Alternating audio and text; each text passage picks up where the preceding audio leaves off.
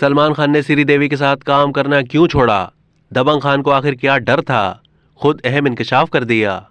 Bollywood superstar Salman Khan की जानिब से मायनाज अदाकारा अंजहानी श्रीदेवी के साथ चंद फिल्मों के बाद काम न करने की वजह सामने आ गई। सलमान खान और श्रीदेवी ने फिल्म चंद्रमुखी और चांद का टुकड़ा में एक साथ काम किया था और दोनों फिल्में कामयाब भी रहीं। ताहम उसके बाद दोनों कभी भी एक साथ बड़े पर्दे पर नजर नहीं आए।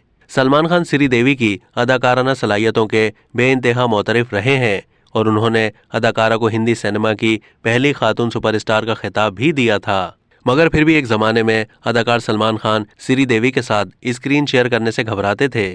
एक इंटरव्यू में सलमान खान ने इस बात का एतराफ भी किया कि वो श्रीदेवी के साथ काम करने पर खौफजदा थे। उन्हें डर था कि अदाकारा की वजह से उनका किरदार घट जाएगा, इसीलिए उन्होंने बाद की फिल्मों में श्रीदेवी के साथ काम नहीं किया।